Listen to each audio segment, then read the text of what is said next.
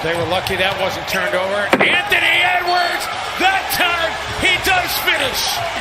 There have been very few in-game dunks that have looked like that. Put that on a poster.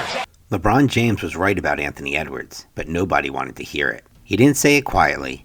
He said it in a post-game press conference in Los Angeles, in front of cameras after a win.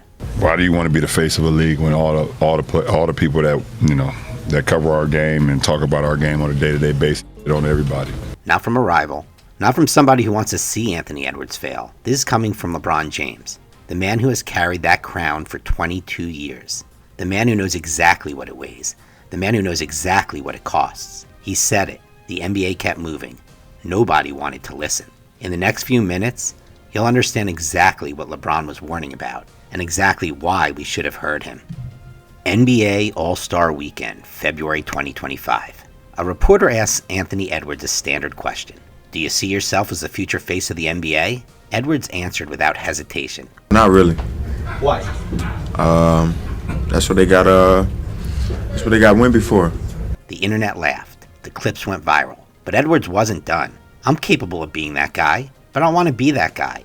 I want to be the guy to show up and hoop and just kill dudes and go home. That answer mattered more than anyone realized. Less than 2 weeks later, after the Lakers beat the Timberwolves on February 27th in LA, LeBron James was asked what he thought of it, and what came next was not a congratulations. After the Lakers beat the Timberwolves 111-102 that night, LeBron stood in front of reporters and chose to amplify the words of his former teammate Channing Frye. Why do you want to be the face of a league when all the people that that cover our game and talk about our game on a day-to-day basis on everybody? That responsibility, it's just weird. It's weird energy.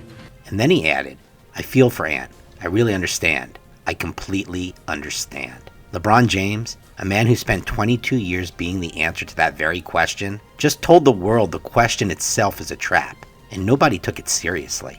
To understand why it matters, you need to start from where Anthony Edwards started. Born August 5th, 2001, in Atlanta, Georgia, Anthony Edwards was raised largely by his mother, Yvette, and his grandmother, Shirley, the two women who shaped the earliest part of his life. In 2015, tragedy struck. Both died of cancer just months apart.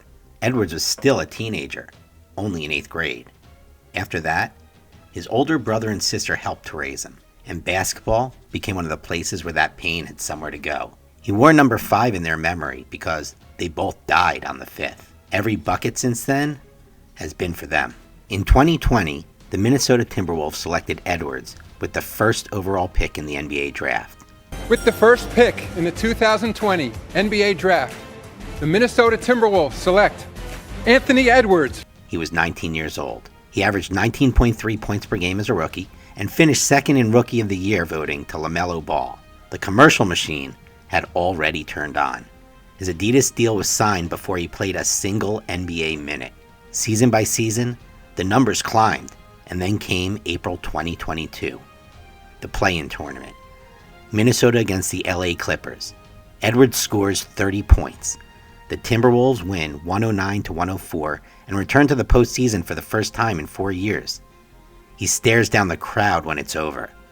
That stare went everywhere, and the machine accelerated. Edwards' Adidas AE1 signature shoe launched in late 2023, and it quickly became one of the hottest signature shoes in basketball. His no-filter personality became the centerpiece of an aggressive marketing campaign. Your confidence, where does that come from? Since I was a kid, I've always been confident in everything I do.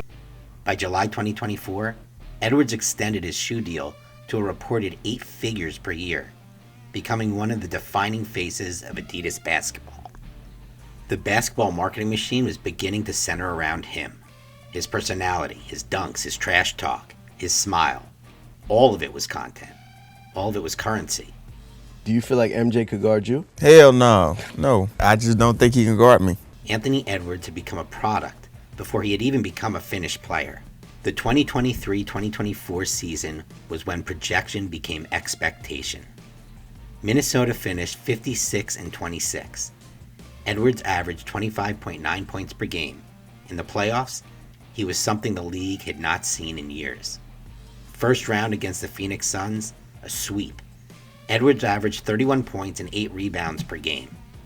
He scored 40 points in the final game, sealing Minnesota's first playoff series victory in 20 years. Second round against the defending champion Denver Nuggets, it was a 7-game war. Minnesota won. Then came the Western Conference Finals against the Dallas Mavericks. Dallas won the series 4-1, but in those 5 games, Edwards averaged 24.6 points, 8.8 rebounds, and 7.8 assists. Not a failure by any serious measure, but the narrative machine had already written its verdict. After the elimination, the conversation quickly stopped being only about the Timberwolves and became about him. Not about the season, not about what 20 years of rebuilding meant to a franchise and a city.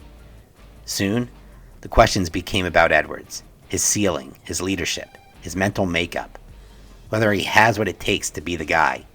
LeBron James was on the record saying that when you look to the future, the guys that are ready to take the mantle, the kind of young bloods that we're going to look at, he brought up your name, he brought up Shai Gilgeous-Alexander. Your thoughts about that? I think that's dope because I think he's exactly right. Across 16 playoff games that spring, he averaged 27.6 points, 7 rebounds, and 6.5 assists. He was 22 years old. He had led his franchise further than it had gone in 2 decades, and it already wasn't enough. This is the trap LeBron was describing. Not a warning about Edwards' talent, not a question about his work ethic, a warning about a system. The NBA needs a face, not for basketball reasons, for television rights deals, for global licensing, for the next generation of fans, for the social media algorithms that feed the commercial infrastructure of the entire sport. And the person chosen for that role does not get to opt out. LeBron James was selected by Cleveland with the first overall pick in 2003. He was 18 years old, and from that moment forward, every season of his career has been measured not against what any human being could reasonably achieve, but against an impossible standard built for decades of mythology and merchandise. When LeBron James said, I feel Ant. I understand. that was not sympathy, that was recognition. A man who has lived the road, seeing someone who is about to walk it. Edwards said something at that All-Star press conference that almost no one lingered on.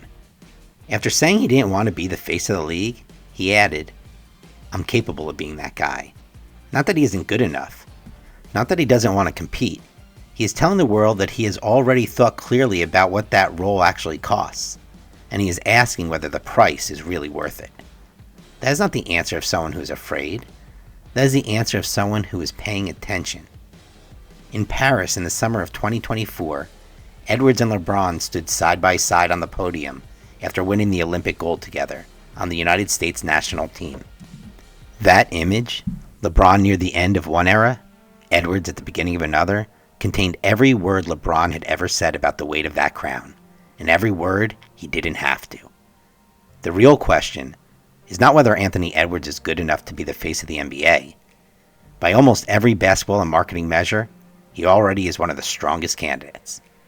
The real question is whether the industry around him is capable of letting him actually grow into something great on his own terms, without burning through the best years of his career trying to satisfy a narrative machine that has never been satisfied by any player in the history of the sport. LeBron James told us the answer in an LA press conference in February 2025. We heard him, and we moved on. If this is your first time here, welcome to Rattling the Rim. And really, thanks for watching. I truly appreciate you checking us out. I want to build a great community here, and with your help, we can do just that. Please drop your takes, thoughts, and debates in the comments. And if you want to be here when the next truth lands, subscribe, turn on those notifications. We're just getting started. Rattling the Rim is where the truth shatters the backboard.